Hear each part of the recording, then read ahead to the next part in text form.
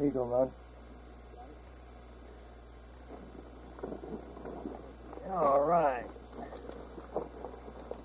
We're going to demonstrate to you, the viewing public, how we get into bug holes here at Elmwood. This one's already been dug out. It's just a test model. Where I'm crawling through right now was all full of crystals when we first came in here.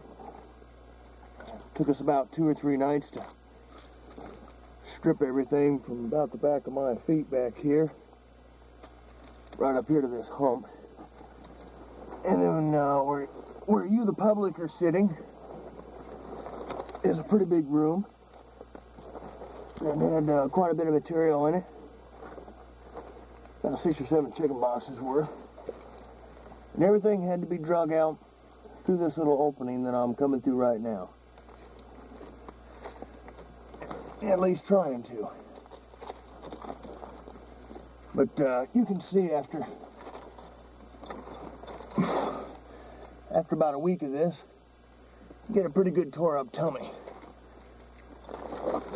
But we get back in here. Usually have a screwdriver or something laying with us. Drag our light along with us. Of course, I got the light on the video cam on right now, so you guys can see me a little easier.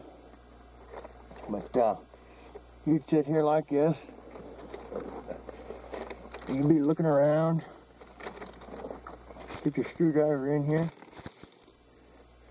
Try to dig some of these pieces out.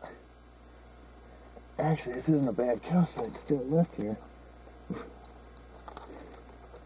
And I munched up a little bit. But here's just kind of a cute zinc and dolomite. But this entire pocket here is about, from where you're sitting back out to the openings, it must be about 10, 11 foot. Back in here, excuse me, is about 4 foot wide, and as you can see, this is about as much room as you got right here to do what you're going to do. But now I'm going to try to drag you back out while the video cam is on, making sure I don't see anything real good here that I can take with me that we might have left.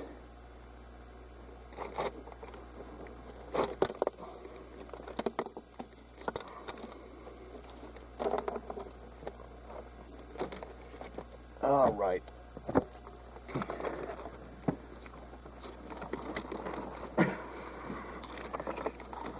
Just kind of ease out here.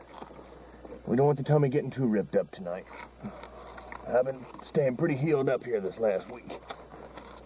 Until we get a big new hole, I really don't want to mess it up.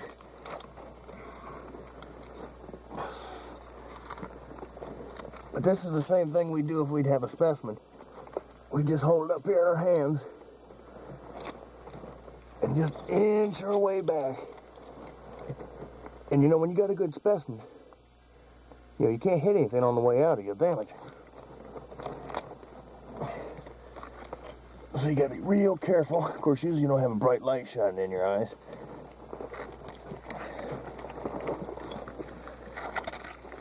So you can kinda get a little better feel for where it's at. Get my light here. I'll move towards the door.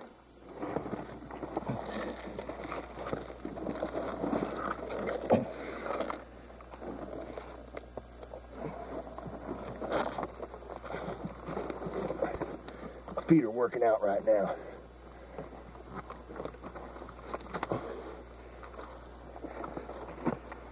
And you want to drag your light with you because it's dark outside.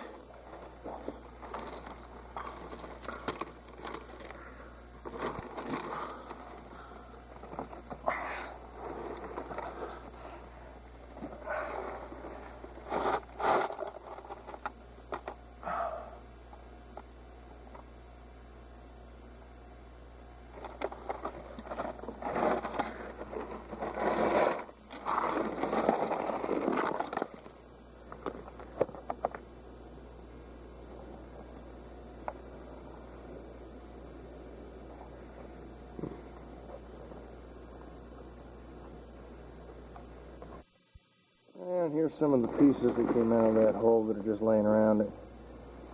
We didn't feel like dragging off at the time.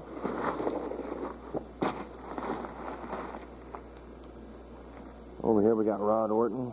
He's supervising the situation here, making sure everything goes okay, specs. Everybody's being safe here on location. Big Sphalerite ball here that Rod pulled out. Call them snowballs down here. Guess because they kind of look like a snowball. Gee, they don't know the correct term, barite. But it's a fun name. These guys come up with some good stuff. This big fluorite cluster, I think. Yeah. And this is some of the waste that we didn't take. It was a good hole. Should be a boot shot here somewhere. Where are boots at? Yeah.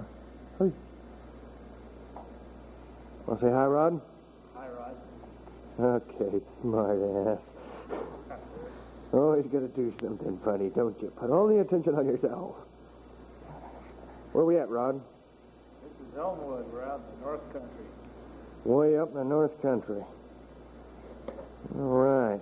Get a wide shot of these pillars. These are the main, big rooms. Well, we'll see if we can pick it up here. I think our light's starting to whiz a little on us, but...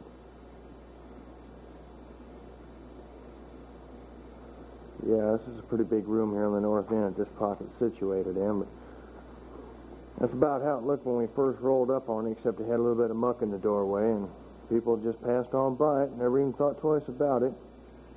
Started digging, and next thing you know, we got boxes and boxes of good stuff, so... All right, we're going to take it home and check it out.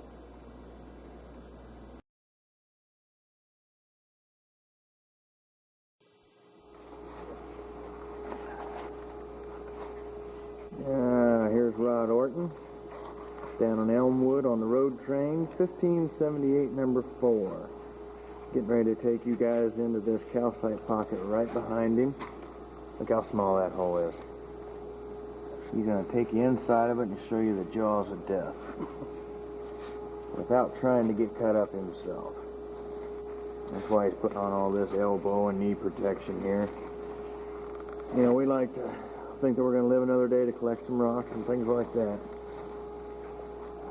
Just thought I'd get a little piece here to show you what's involved here of getting into one of these holes. We want to do it safe.